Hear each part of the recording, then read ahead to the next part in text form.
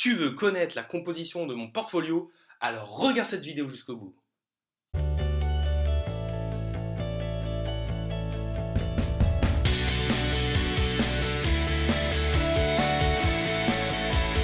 Salut à tous, c'est Inspecteur Crypto, bienvenue dans la vidéo du jour qui va tout simplement traiter de mon portfolio. Je vais vous montrer quels sont les cryptos que j'ai dans mon portfolio, avec quel pourcentage de chaque crypto j'ai, quel pourcentage j'ai en cash, tout simplement pour vous montrer un peu aussi ma manière de faire et ma manière de penser. Déjà, je vous le dis, je ne suis pas conseiller en investissement financier, donc clairement il ne faut pas reproduire ce portefeuille comme je l'ai fait. Parce que forcément, il y a une part aussi de recherche faite de ma part, mais il y a aussi une part de croyance. C'est-à-dire que je pense que tel projet va forcément très bien marcher, donc je vais peut-être mettre une plus grosse allocation dessus. Mon allocation n'est pas forcément la plus optimale pour vous, la plus idéale, et surtout, elle va avec mon niveau de risque, parce que oui, chaque portfolio doit aller avec un niveau de risque. C'est-à-dire que des personnes vont avoir peut-être très peu de fonds mis dedans et vont se dire, moi mon niveau de risque il est maximum parce que je prends tous les risques, et si je perds tout, ce n'est pas très grave. Donc ces personnes-là auront peut-être quasiment aucune crypto du top 100 et vont se dire, moi clairement, je cherche la future pépite qui va faire x100 et ils vont prendre énormément de risques.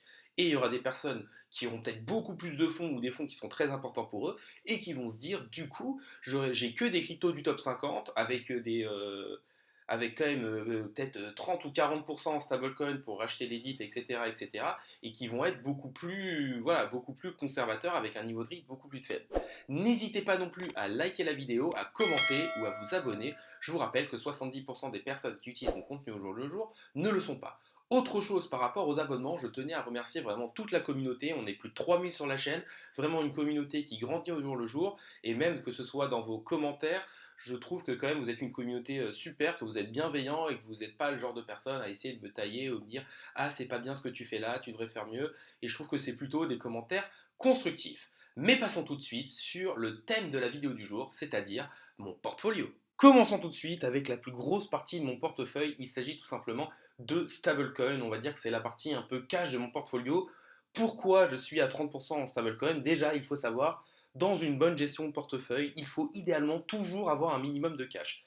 Souvent, pas mal de personnes disent que quand on est dans la partie où on est le plus exposé, on est censé être 90% en crypto-monnaies qui peuvent bouger et 10% en cash. Bon, moi, des fois, je suis descendu à 5% de cash. Voilà, c'est pas parce que dans la théorie on dit ça qu'on ne doit pas le dépasser. Mais c'est vrai que là, pour moi, on arrive dans une phase de marché où les crypto-monnaies ont quand même pas mal rebondi par rapport au plus bas qu'on avait à 30 000 dollars. Et du coup, là, on est dans une phase de marché où on ne sait pas trop où on est. C'est-à-dire que moi, je pense toujours qu'on est dans un bull run, qu'on va aller chercher un nouvel ATH, c'est-à-dire un all-time high, c'est-à-dire le plus haut historique sur le Bitcoin, qu'on va dépasser les 65 000 dollars et qu'on devrait au moins aller vers les 75-80 000 dollars si ce n'est au-delà des 100 000, même si cela n'est pas sûr. Je vous rappelle, je ne suis pas conseiller en investissement financier.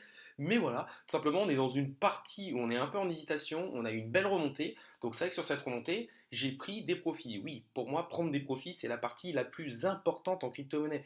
Il ne faut pas vous dire, je vais essayer de vendre tout mon investissement au plus haut. Clairement, c'est quasiment impossible de choper le plus haut et souvent, entre-temps, vous allez vous prendre des grosses corrections.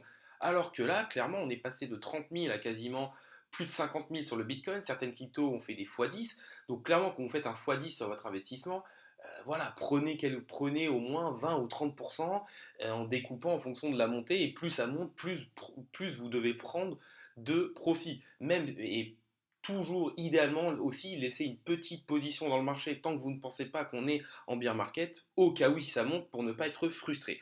Donc du coup, première grosse partie que j'ai, c'est 30% en stablecoin. Et ces stablecoins, je les ai diversifiés. Tout simplement pour une gestion du risque aussi. C'est-à-dire que j'ai bien sûr de l'USDT, qui est le plus gros stablecoin, qui est la troisième crypto la plus capitalisée. En fait, un stablecoin, c'est quoi? J'ai oublié de vous le dire, c'est tout simplement une crypto-monnaie qui est indexée, par exemple, au dollar ou à l'euro.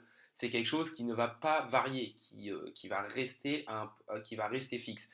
Et donc ça permet de stabiliser vos gains sans passer par la case imposition, alors que si vous le convertissez directement en euros ou en dollars, là vous allez devoir passer par la case imposition, la flat tax de 30%.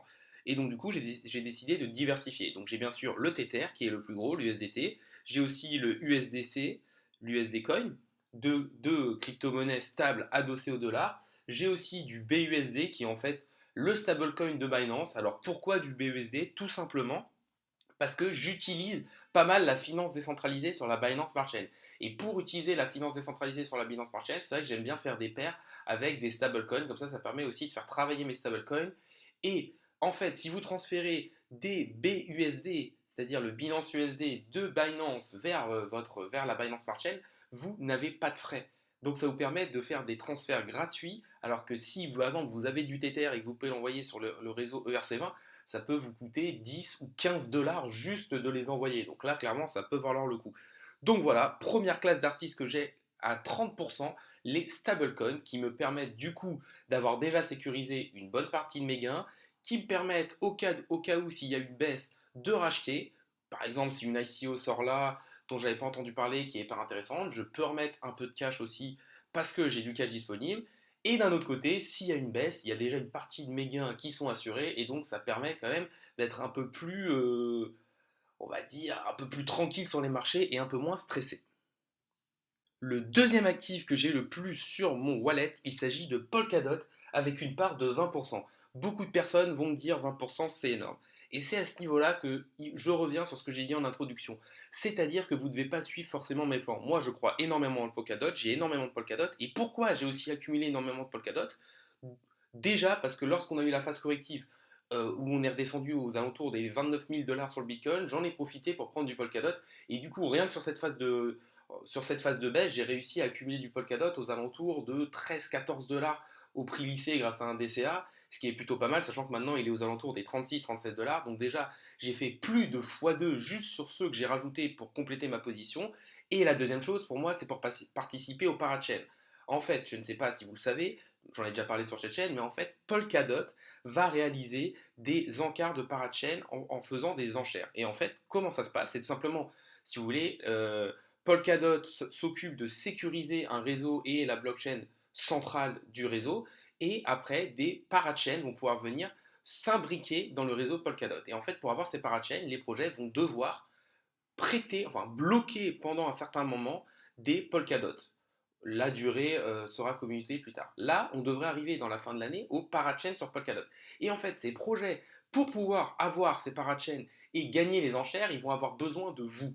Et en fait, vous allez prêter vos Polkadot à ces projets et en échange, ils vont vous donner gratuitement des jetons de ces projets. Donc au final, ces parachains vont vous permettre d'avoir gratuitement des jetons de projets qui n'en sont qu'à leur genèse, qui vont aussi avoir la hype du réseau et la sécurité du réseau Polkadot. Et en échange, dans 48 semaines, on vous rendra vos Polkadot.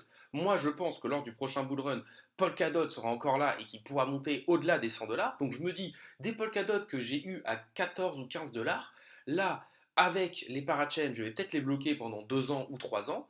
Mais d'un côté, ça ne me dérange pas parce que je pense qu'ils peuvent aller au-delà des 100 dollars. S'ils vont au-delà des 100 dollars, j'arrive à me faire un petit x5, x6 dessus. Et en plus, j'aurais pu avoir des projets à leur genèse. Donc clairement, oui, j'ai 20% de Polkadot grâce à ça. C'est-à-dire que pendant la remontée des Polkadot, là on a fait un plus de x2, j'ai revendu certains Polkadot pour quand même reprendre un peu de cash. Mais c'est vrai que c'est un des actifs que j'ai le moins vendu dans la remontée.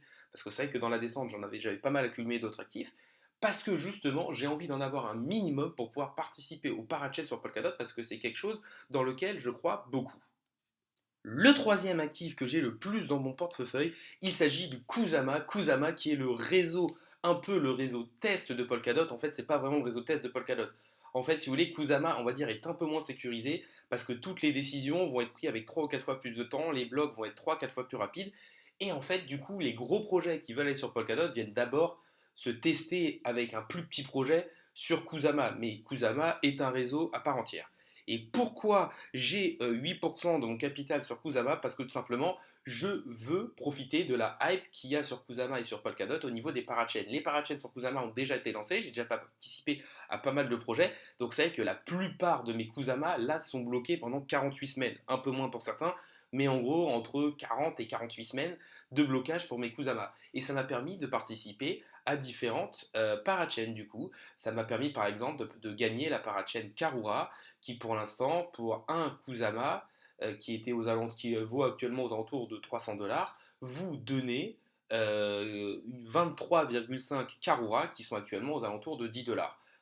Mais après, voilà, pour les Karura aussi, la distribution va se faire au fur et à mesure. Ça m'a permis aussi, par exemple, de participer à Moonriver. Moonriver, qui est la parachain qui a été la plus rentable pour un Kusama acheté. Et en plus, moi, ce Kusama, je l'avais acheté, enfin, les Kusama que j'avais mis dedans, je les avais achetés dans la baisse aux alentours des 160 dollars.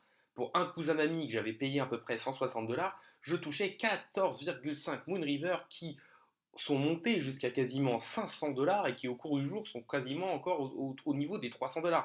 Donc clairement, ça a été quelque chose de très rentable, ça a permis aussi de faire rentrer du cash dans mon portfolio, et du coup, rien que Moonriver a déjà quasiment remboursé mon investissement global fait sur Kusama. Donc c'est vraiment quelque chose d'hyper intéressant, et c'est aussi pour ça que je me dis que participer au parachain sur Polkadot peut être quelque chose d'hyper intéressant, parce que ces parachains sur Kusama m'ont déjà permis d'avoir de gros gains de sécurité, de gros gains en stablecoin, d'avoir encore des projets à leur genèse type Moonriver et Karura qui peuvent vraiment exploser. Et c'est pour ça que du coup, j'ai 8% dans Kusama, même si la plupart sont pour l'instant bloqués pendant 48 semaines. L'actif suivant est l'Elrond Eagle. L'Elrond Eagle, j'en ai pour environ 5% de mon portefeuille global. Alors pourquoi j'ai de l'Elrond Eagle aux alentours de 5%? Parce que de 1, c'est un projet dans lequel je crois énormément. Bien sûr, j'ai aussi pris des profits au fur et à mesure de la montée, mais tout simplement pour moi, il y a pas mal de news qui arrivent, comme par exemple le Maillard Exchange qui risque d'apporter la finance décentralisée sur EGLD et qui risque de faire exploser les choses. Au niveau de l'Elrond Eagle, j'en garderai toujours une petite partie sur Maillard. Maillard qui est l'application, qui est le wallet, qui est le portefeuille de Elrond Eagle. Pourquoi je fais ça? Parce que clairement, l'écosystème d'Elrond Eagle n'en est qu'à ses débuts, il est en train de se développer et on voit que pour les personnes qui ont de l'EGLD sur le portefeuille Maillard, il y a pas mal d'airdrops qui peuvent arriver. On a déjà vu l'airdrop du MEX, clairement. Si vous aviez de l'EGLD à certains moments sur votre portefeuille Maillard, du coup, vous allez avoir le droit, une fois que le Maillard Exchange sera lancé, vous allez avoir le droit à avoir gratuitement, grâce à un airdrop, du MEX. Et le MEX, il sera le token de gouvernance du Maillard Exchange. Donc c'est clairement une crypto qui va être très intéressante, très importante, très utilisée. Et si vraiment Elrond continue son ascension, ça risque d'être quelque chose qui va faire gagner beaucoup d'argent. En plus, beaucoup de projets risquent de se lancer au niveau de l'écosystème Maillard et enfin de l'écosystème Elrond. Et du coup, le fait de garder un tout petit peu, je ne sais pas, vous pouvez garder peut-être 0,5 GLD en permanence sur Maillard et après, vous, avec les autres, vous pouvez faire du stacking, ce que vous voulez, pour être sûr d'avoir accès peut-être à cet airdrop. Autre chose aussi très importante avec Elrond, c'est que moi je pense que c'est un projet qui n'a pas encore fait totalement son bull run. Alors oui, il a explosé, oui, il est monté énormément, mais quand on le regarde d'un point de vue graphique, on voit en fait qu'il y a un espèce de canal ascendant, et si là actuellement il est sur le bas de son canal ascendant. Et si Elrond arrive à atteindre le haut de son canal ascendant, et qu'on repart vraiment dans une deuxième phase de bull run, on pourrait atteindre aux alentours des 2000 $. C'est-à-dire encore quasiment faire un x10 sur Elrond. C'est aussi pour ça que j'en ai une grosse partie encore en portefeuille parce que je pense vraiment que Elrond peut exploser par la suite. Donc, actuellement, je fais un petit récap. J'ai 30% en cash, 20% en Polkadot, 8% en Kusama qui sont pour la plus grosse partie bloqués et 5% en Elrond Eagle. On arrive donc à peu près à un total de 62% dans juste ces cryptos-là. Et ça s'explique aussi par le fait que pour moi, on arrive dans une partie charnière du bull run, mais aussi parce que certaines crypto-monnaies dans lesquelles j'ai investi n'ont pas encore explosé et c'est aussi pour ça que je les ai. Je vais maintenant vous parler des crypto-monnaies pour lesquelles j'ai 3% de mon allocation en portefeuille sur chacune de ces crypto-monnaies. La première d'entre elles, c'est le Cosmos. L'atome Cosmos, pour moi, c'est clairement la blockchain la plus sous-évaluée. Vous pourrez aller voir mes dernières vidéos que j'ai faites sur les blockchains. Clairement, pour moi, c'est la première en termes d'interopérabilité. C'est elle qui a eu cette innovation-là. C'est elle qui a déjà le plus délivré en termes d'interopérabilité. Elle est utilisée en partie par la Binance Smart Chain qui utilise une partie de ce que donne Cosmos pour justement créer sa Binance Smart Chain. Donc clairement, pour moi, ça fait partie des blockchains et des crypto-monnaies qui peuvent exploser d'ici la fin de ce bull run. En plus, on voit qu'ils sont à peine revenus chercher leur all-time high, mais qu'ils n'ont pas réellement encore explosé. Moi, je pense vraiment que l'atome Cosmos peut exploser et peut encore aller nous chercher un x10 ou un x20, mais ça ne tient que moi. Deuxième crypto-monnaie que j'ai à 3%, il s'agit du Theta Token. Pour moi, le Theta Token, c'est aussi le futur. C'est clairement le streaming décentralisé, donc c'est le Twitch.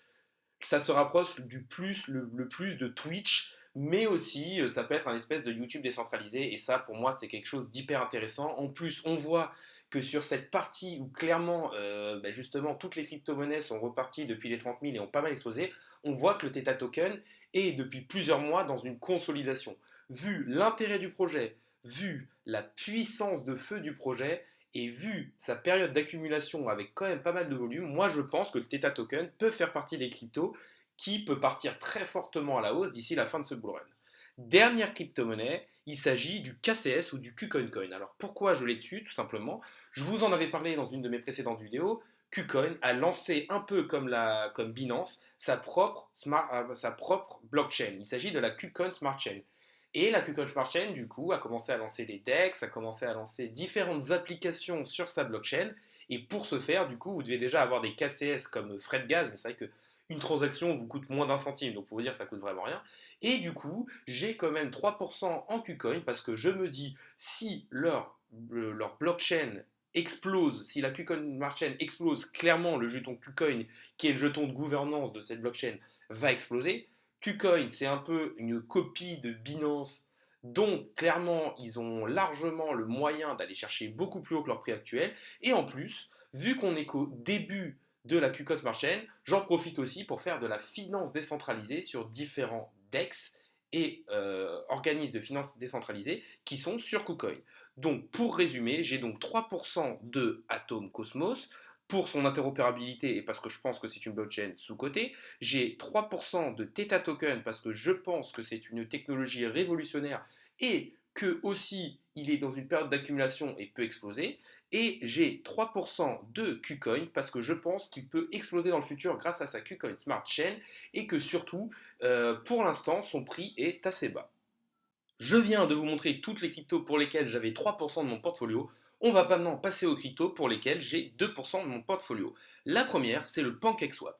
Pourquoi PancakeSwap? Parce que pour moi, c'est un DEX décentralisé. Donc c'est clairement les cryptos qui peuvent exploser pendant un bull run, c'est clairement les échangeurs décentralisés parce que c'est sûr et les échangeurs centralisés aussi parce que c'est là clairement que l'argent se fait, ils gagnent énormément d'argent grâce aux frais de transaction. Et pourquoi PancakeSwap? Parce que pour moi, PancakeSwap, c'est l'adversaire numéro un d'Uniswap, sauf qu'il est sur la Binance Smart Chain avec des frais moindres. Deuxième crypto-monnaie, il s'agit du Moonriver. Alors, pourquoi le Moonriver? Parce que tout simplement, le Moonriver, j'en ai gagné grâce au parachain de Kusama. J'en ai revendu pas mal entre temps, c'est vrai que ça m'a permis d'avoir pas mal de cash, mais je crois quand même au projet sur le long terme, donc j'en ai quand même gardé une petite allocation aux alentours des 2%. Projet suivant, il s'agit de Band Protocol. Band Protocol, pourquoi j'ai choisi d'avoir 2% de Band Protocol? Parce que tout simplement, pour moi, c'est un projet hyper intéressant, c'est un oracle qui est pour moi le principal concurrent de Chainlink. Clairement, comme je vous l'ai expliqué dans ma vidéo sur les oracles, Chainlink est pour l'instant largement le leader, mais pour moi, les oracles sont indispensables au manque des crypto-monnaies. Les oracles permettent simplement d'apporter des données extérieures à la blockchain dans la blockchain. Et clairement, pour moi, l'adversaire numéro un de Chainlink qui peut peut-être réussir à lui gratter des parts de marché peut possiblement exploser par la suite, sachant qu'en plus, il est sur une belle consolidation, un peu dans le même style que Theta. Ensuite, une autre crypto-monnaie que j'ai à 2%, il s'agit de Tezos, une blockchain française qui est hyper intéressante. Pourquoi je l'ai? C'est parce que Tezos est aussi dans une consolidation depuis un certain moment. Là, on voit qu'il a réussi un peu à augmenter ces derniers temps, mais moi je pense qu'il peut aller beaucoup plus haut et c'est un projet que je trouve hyper intéressant et en plus, il est français. Autre projet du coup que j'ai à 2%, il s'agit de l'OMG Network. Pourquoi l'OMG? Déjà parce que le projet est intéressant, mais surtout parce que je trouvais que d'un point de vue graphique, il était intéressant. J'ai pris aussi des profits, parce que c'est vrai que l'OMG a explosé dernièrement, j'ai pris des profits sur la montée, mais il me reste encore 2% de mon capital dans OMG. Et le dernier, du coup, il s'agit du CHSB de Swissborg. Alors pourquoi le CHSB de Swissborg? Je trouve que tout simplement c'est un échangeur centralisé intéressant, pour l'instant pas très gros, qui est en train d'accueillir de plus en plus de crypto-monnaies. Donc je pense que tout simplement ça peut être intéressant d'en avoir et d'en garder un peu. Donc j'ai aussi 2% en CHSB token. Dans cette dernière partie, je vais vous parler des cryptos pour lesquels j'ai moins d'1% de mon capital. Après, c'est variable. Déjà, ce qu'il faut savoir, c'est que par exemple, je ne vous ai pas parlé d'Ethereum parce que je n'ai plus d'Ethereum dans mon wallet. Tout simplement, j'avais acheté de l'Ethereum assez bas et j'en ai profité pour le revendre dans la montée. Et là où je l'ai plus revendu, c'était entre les 3500 et les 4000 dollars. Et pour l'instant, moi, je me dis que d'ici la fin du bull run, l'Ethereum devrait aller, je pense, max entre les 10 000 et les 20 000 $, donc il y a encore possiblement un x4 à aller chercher, et même que ça me semble un peu tendu. Donc je me suis dit, je préférais mettre cette allocation soit dans des stablecoins pour sécuriser mon placement, soit dans d'autres crypto-monnaies. Je n'ai pas non plus de Bitcoin parce que j'en avais acheté assez bas, je l'ai revendu aux alentours des 50 000 et que je me dis que pour moi, il n'y a plus qu'à x2 à aller chercher. Maintenant, je vais vous parler des cryptos pour lesquels j'ai 1%. La première, c'est Avax Avalanche. Alors c'est un projet que je trouve super, mais en fait, l'Avax Avalanche, je l'avais acheté assez bas. Il a pas mal explosé entre temps et du coup il commençait à prendre de plus en plus de place dans mon portefeuille. Donc j'en ai quand même gardé une petite allocation au cas où s'il va plus haut, mais je trouve qu'il a quand même déjà pas mal monté. Même exemple avec le Shiba Token. Le Shiba Token, j'avais une partie en Shiba Token, mais le Shiba Token ayant beaucoup augmenté ces dernières semaines, j'ai décidé aussi de vendre une grosse partie de mes Shiba Tokens. Du coup, j'ai une allocation qui est inférieure à 1% de mon capital. Autre chose aussi, c'est à peu près la même chose avec Binance. J'avais du BNB, mais vu que le BNB a très fortement augmenté, j'ai décidé de me séparer d'une grosse partie de mes BNB. Et là, je garde du BNB tout simplement parce qu'il me sert à faire des frais de transaction, à avoir des frais de transaction moindres sur Binance, mais aussi à payer les frais de transaction sur la Binance Smart Chain pour faire de la DeFi ou passer par des DEX. Autre crypto-monnaie intéressante cette fois, qui sont plus sur le thème du pari, il y a l'Energy Web Token, pour moi, qui est une crypto qui peut exploser, qui clairement est dans tout ce qui n'est pas énergivore pour les cryptos et qui va justement dans le contraire, où on disait que le Bitcoin était très polluant et tout. Là, je trouve que c'est une crypto qui a un projet plutôt intéressant. Après, autre crypto un peu pari aussi, il s'agit de Walton Chain. Je trouve que le projet est intéressant, mais c'est plus d'un point de vue graphique où je trouve que vraiment il y a un potentiel quand même assez énorme. On voit que le Walton Chain, pour aller chercher son plus haut historique, peut possiblement faire du x60 ou x70. Donc ce n'est qu'un pari, mais un pari où j'ai mis moins de 1% de mon capital. Ensuite, vous avez une autre crypto-monnaie dont je vous avais parlé, c'est le Ensure Network. Alors, le projet pour moi est hyper intéressant. C'est de l'assurance au niveau des crypto-monnaies, donc c'est quelque chose qui pour moi est assez novateur et assez intéressant. Mais après, pourquoi je n'ai mis moins d'1% de mon capital dedans?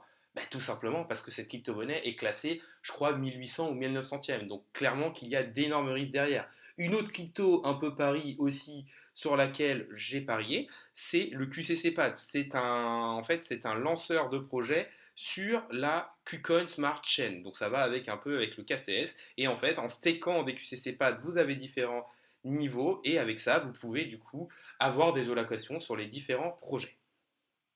On va maintenant passer sur la partie mindset et conclusion. Tout simplement, quel est l'objectif de vous montrer mon portefeuille? C'est pour vous montrer à peu près ce que je fais et pour être transparent avec vous.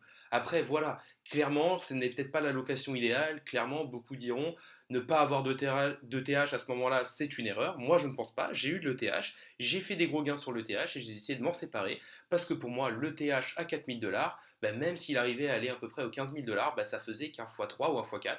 Et je me suis dit que mettre ces gains dans d'autres crypto-monnaies permettait de faire grossir plus mon portefeuille. Je vais vous donner un exemple tout bête. Si vous cherchez la prochaine crypto-monnaie x100 et vous restez dedans jusqu'à ce que vous fassiez un x100, vous avez très peu de pourcentage de chance de réussir.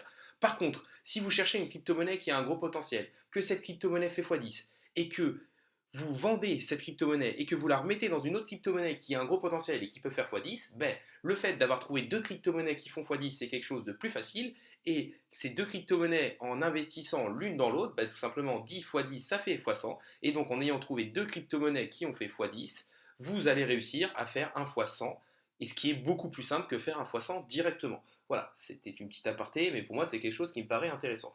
Aussi, quand vous soutenez vraiment un projet, il ne faut pas être fan d'un projet. Clairement, moi, voilà, par exemple, l'Avax Avalanche, c'est un projet que j'adore, mais je pense qu'il a déjà pas mal performé. Donc, j'ai décidé d'en garder parce que je pense qu'il peut plus performer, mais quand même de baisser l'allocation que j'en avais.